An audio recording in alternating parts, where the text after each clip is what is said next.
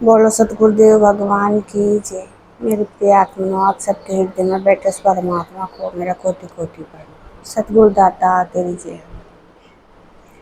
तो जो मैंने इससे पहले जो लास्ट वीडियो भेजी है कल, उसमें देखो मैंने पहले भी आपको कहा कि बोलने में मेरे पे थोड़ी गलती हो जाती है,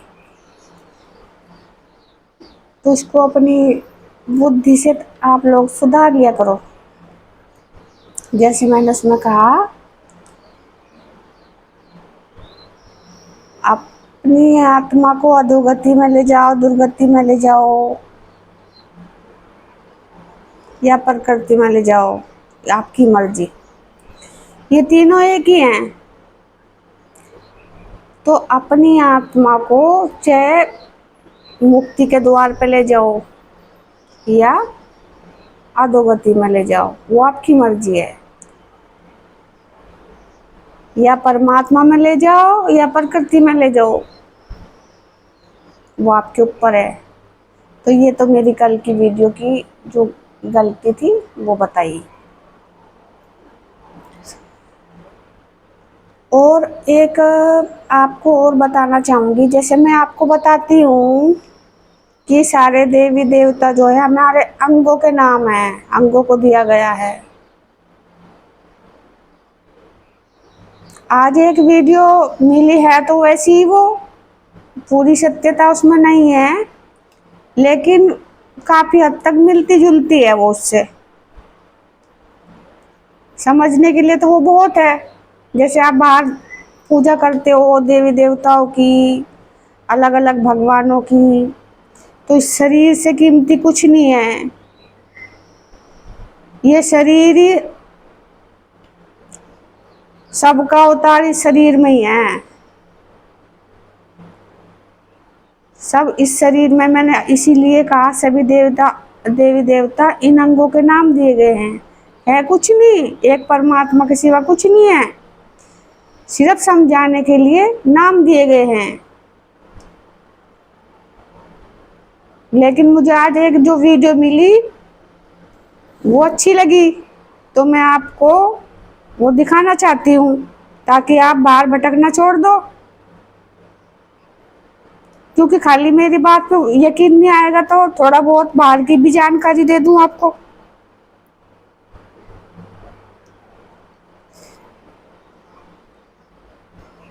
अब देखो, बार बार टूट कर बिखर रहा है, फिर भगवान ने इंसान के शरीर के साथ कुछ ऐसा किया जिसको कोई सोच भी नहीं सकता। जिसके बाद इंसान, जब पहली बार भगवान इंसान को मिट्टी से बना रहे थे, तब इंसान का शरीर बार बार टूट कर गिर रहा था। तभी माँ लक्ष्मी ने भगवान से कहा, प्रभु आप इंसान को मिट्टी से बना ही क्यों रहे हैं, जबकि वो बार बार टूट कर बिखर रहा है। फिर भगवान ने इंसान के शरीर के साथ कुछ ऐसा किया जिसको कोई सोच भी नहीं सकता। जिसके बाद इंसान का शरीर फिर कभी नहीं टूटा। मिट्टी से बना होने के कारण इंसान का हर अंग अलग अलग होकर गिर जाता था। तभी भगवान ने सभी देवताओं को बुलाया और उनसे कहा, तुम सब इस शरीर के अंगों को संभालो। तब सूर्य देव बोले, मैं आंखों में रहकर रोशनी दूंगा। चंद्र देव बोले, मैं मन में रहकर भावनाओं को शांत रखूंगा। वायुदेव बोले, मैं इंसान की सांसों में रहकर उसको जीवन दूंगा। माँ सरस्वती बोली, मैं जीभ में रहकर वाणी और ज्ञान दूंगा। भगवान नारायण बोले, मैं हाथों में रहकर अच्छे कर्म करवाऊंगा। भगवान कृष्ण बोले, मैं हृदय में रहकर प्रेम और दया भरूंगा। ब्रह्मा जी बोले, मैं नाभि में रहकर शरीर को शक्ति दूंगा। और भगवान शिव बोले, मैं मस्तक में रहकर बुद्धि और पूरे शरीर को शक्ति दूंगा। जब शरीर के हर अंग में देवताओं का निवास हुआ, तब इंसान का शरीर पूरी तरह तैयार हो गया और फिर कभी नहीं टूटा। इसीलिए कहा जाता है, मानव शरीर सिर्फ शरीर ही नहीं बल्कि देवताओं का मंदिर है। अगर इस बात से सहमत हो तो कमेंट जरूर करना। तो पहली बार भगवान ने तो जो कुछ भी आप बाहर खोजते हो ना, तो अपने शरीर में खोजो। इस शरीर से कीमती कुछ भी बाहर चीज नहीं है। यही मैं आपको बार बार समझा रही। इसने भी कहीं से जानकारी किताबों से हासिल की होगी, कहीं लिखा हुआ होगा, तभी तो इसने बताया।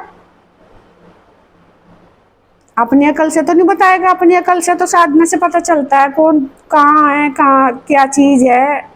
ये साधना से पता चलता है, लेकिन किताबों से कहीं जानकारी मिली होगी इसको, तभी इतनी बड़ी बात कही इसने। तो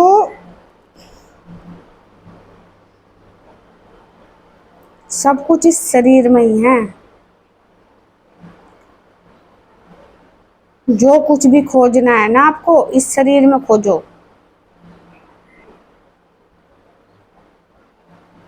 बाहर भटकना छोड़ दो। बाहर माया का जाल है,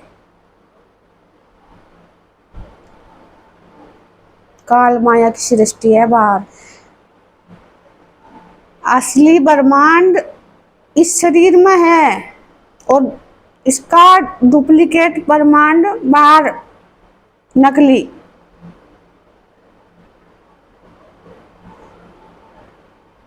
असली नकली दो हैं ये।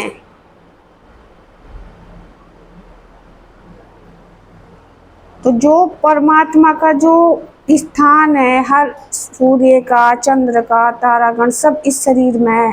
तो एक ब्रह्मांड हमारा शरीर हो गया और एक बाहर। तुम लोग बाहर भटकोगे तो अंदर के ब्रह्मांड को नहीं जान पाओगे। अंदर खोजोगे तो बाहर को भी जानोगे और अंदर को भी जानोगे।